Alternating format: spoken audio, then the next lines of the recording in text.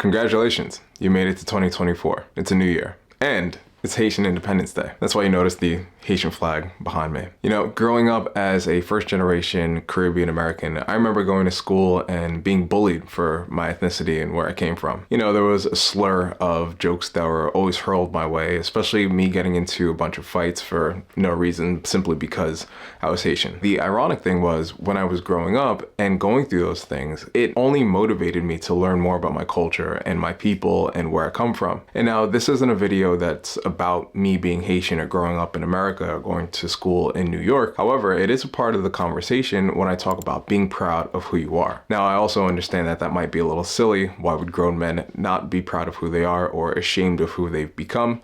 And we could have a different conversation about that. And that largely involves character, choices they've made throughout their life, and decisions that they made or didn't make. What I'm talking about here is the amount of men that often get ridiculed and criticized for their interests and hobbies. And now, whether we see this in person or within a comment thread online, we see it time and time again, men just simply not being allowed to enjoy the things that they want to enjoy. So here's my opinion on the topic. Even though it's not really a topic that anyone's necessarily talking about, it is something that's been on my mind, because I know, as myself as a guy with a lot of interest, sometimes perhaps if I'm out on a date or just meeting new people and I have this conversation, I bring something up, I know one of those things will get criticized. However, I don't care, because these are the things that I'm into. So here's a couple random hobbies that I like. I've been a big fan of floral photography. I like to go out from time to time. If I'm on a walk and I see nice flowers, yeah, I'm gonna take a photo of it. I also like to do a lot of painting as well. And a lot of my art as of lately has been using heart silhouettes for some of the artistry and the work that I've been doing. And when I think about those things, I think about those things as hobbies that I genuinely enjoy. But sometimes when I talk to people or I meet new people, they always find it a bit quirky, to say the least. Now, obviously, I have my man hobbies as well. I do like to go to the shooting range. I do like to shoot weapons. I do like to do things like hiking, go hunting, things of that nature. So I had a conversation once with my gym acquaintance, and the topic we were talking about while we were at the gym was about dating and our interactions with women when we approach them, or whatever the case may be, or just having conversation in general.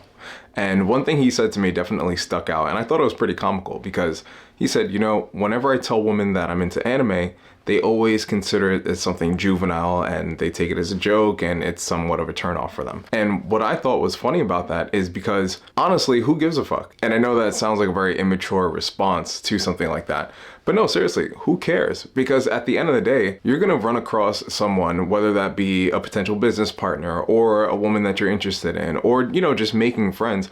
You're gonna come across people who are interested in what you're interested in, and then people who are just completely turned off by it.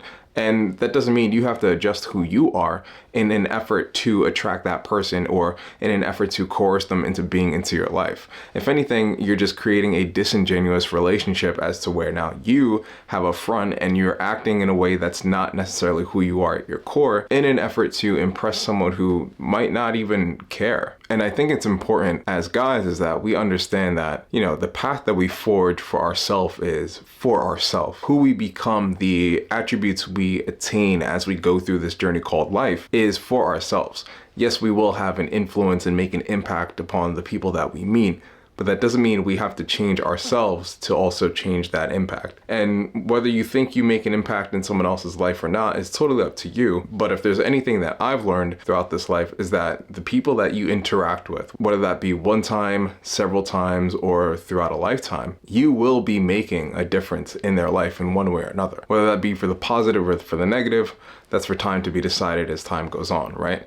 But during the interim, everything that you do or say is going to have some sort of impact on that person's life. It may not be a major impact, but it'll be there, and vice versa, same with you. So the important thing we could learn as men, especially going into the new year, is no longer making compromises for who we are as individuals. So as we move into this new year, I think we could benefit from staying true to ourselves, staying true to our true interests, what we really like, and being able to allow that true version of ourselves to come to the forefront. You know, as we get older, we're so much more inclined to try and change ourselves in order to be accepted, when the reality is we need to stay true to ourselves in order to attract the right people in our lives.